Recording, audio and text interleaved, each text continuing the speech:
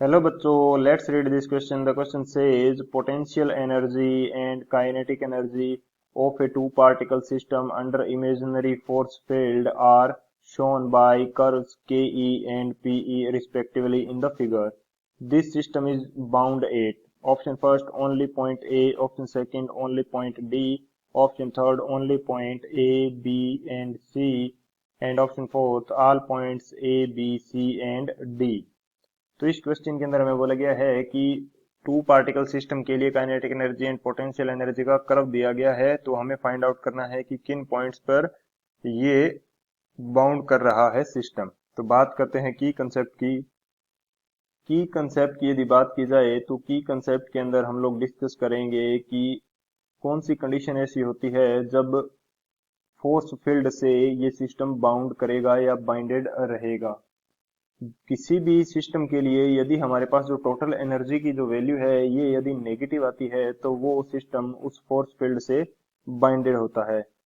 तो जो total energy की जो वैल्यू है ये हमारे पास इक्वल होती है kinetic energy plus potential energy के सम के। तो यदि मैं की कंसेप्ट के रूप में लिखना चाहूं तो ये मेरे पास क्या हो जाएगा, when total energy of A system when total energy of a system is negative then system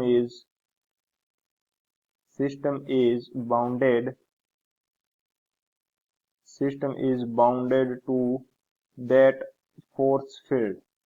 तो सिस्टम क्या होगा, उस फोर्स फील्ड से बाउंडेड होगा। एंड जो टोटल एनर्जी है इसकी वैल्यू हमारे पास किसकी इक्वल होती है, टोटल एनर्जी को यदि शो किया जाए टीई से तो इसकी वैल्यू हमारे पास होती है potential energy plus kinetic energy के इक्वल।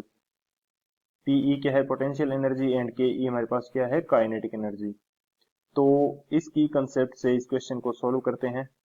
बात करें यदि सॉल्यूशन की, तो यदि ग्राफ को देखा जाए तो ए पॉइंट के ऊपर यानी कि सेम डिस्टेंस के लिए यदि मैं मेजर करता हूं potential energy and same distance के लिए मैं काइनेटिक एनर्जी मेजर करता हूं तो हमें ग्राफ से क्लियरली विजिबल है कि जो पोटेंशियल एनर्जी की वैल्यू है ये काइनेटिक एनर्जी से ज्यादा है एंड पोटेंशियल एनर्जी हमारे पास क्या है, नेगेटिव है। सेकंड यदि बी पॉइंट के लिए बात करें तो सेम कंडीशन है कि जो पोटेंशियल एनर्जी है इसकी वैल्यू हमारे पास क्या है, ज्यादा है काइनेटिक एनर्जी से। इसी तरह से जो सी पॉइंट है इसके लिए भी पोटेंशियल एनर्जी की वैल्यू काइनेटिक एनर्जी से ज्यादा है। लेकिन जो डी पॉइंट है इसके अंदर हमारे पास काइनेटिक एनर्जी की वैल्यू ज्यादा है पोटेंशियल एनर्जी से। डी पॉइंट के लिए हमारे पास क्या है, काइनेटिक एनर्जी की वैल्यू क्या है, ज्यादा है पोटेंशियल एनर्जी से।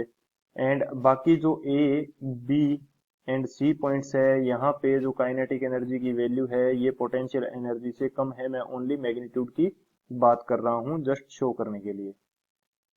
तो यहाँ पे यदि देखा जाए तो टोटल एनर्जी क्या है, potential energy plus kinetic energy.